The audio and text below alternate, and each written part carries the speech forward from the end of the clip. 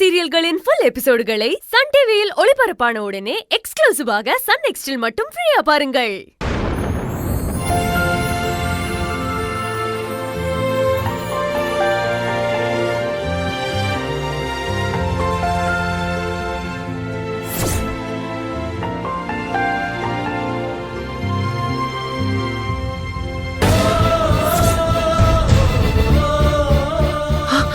விக்னேஷ்,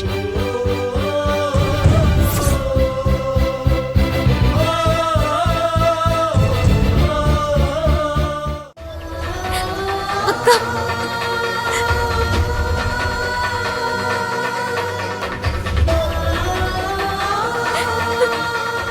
தேவி அழாத, அமைதியா இரு.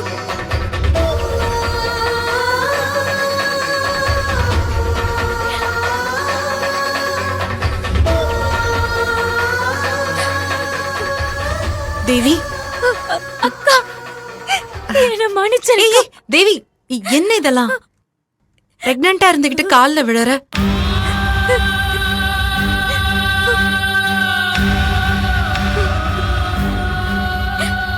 நான் தப்பு பண்ணிட்டேன்க்கா.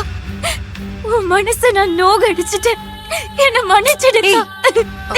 ஐயோ, தேவி, அதெல்லாம் ஒண்ணும் இல்ல. இத பாரு, நான் எதையுமே மனசுல வச்சுக்கல. இல்லக்கா, நீங்க என்ன சொன்னாலும் நான் பண்ணது பெரிய தப்பு. எனக்காகவே இருந்தா கூட நான் அப்படியெல்லாம் பேசிருக்க கூடாதுக்கா.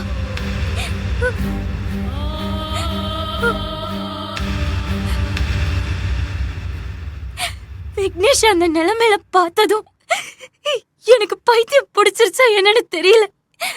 புத்தி மறந்து போய் வாய்க்கு வந்ததெல்லாம் பேசிட்டேன். தேவி, நீ யாரு? என் கூட பிறந்தவ. என்ன பேசுறதுக்கு உனக்கு எல்லா உரிமையும் இருக்கு.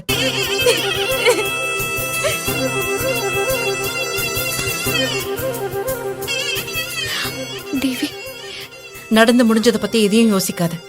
முதல்ல உன் ஹெல்த்த பாரு. குழந்தை நல்லபடியா பிறக்கணும், சரியா? அது மட்டும்தான் உன் மைண்ட்ல இருக்கணும். நீ என்ன சொன்னாலும் மனசு ஆற மாட்டேங்குதுக்கா. உன்னை ரொம்ப கஷ்டப்படுத்திட்டோமேன்னு குற்ற உணர்ச்சியா இருக்குக்கா.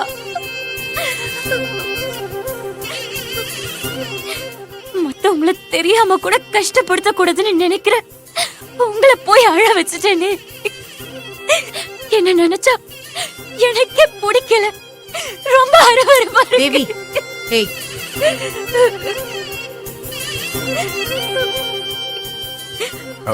மாப்பிள்ள, எதுக்கு கண் கலங்கிட்டு? கண்ணு தொடங்க. அம்மா எல்லாத்தையும் என்கிட்ட சொன்னாங்க. என்னையும் அன்பையும் நினைச்சு நீங்க ரொம்ப வருத்தப்படுறீங்க. உங்களுக்கு நடக்க போற நல்ல காரியத்துக்கு நாங்க வரணும்னு நீங்க ஆசைப்பட்டதா அம்மா சொன்னாங்க. இப்படிப்பட்ட உங்களை போய் நான் தப்பா புரிஞ்சுக்கிட்டேனே. என்ன மன்னிச்சிருங்கக்கா.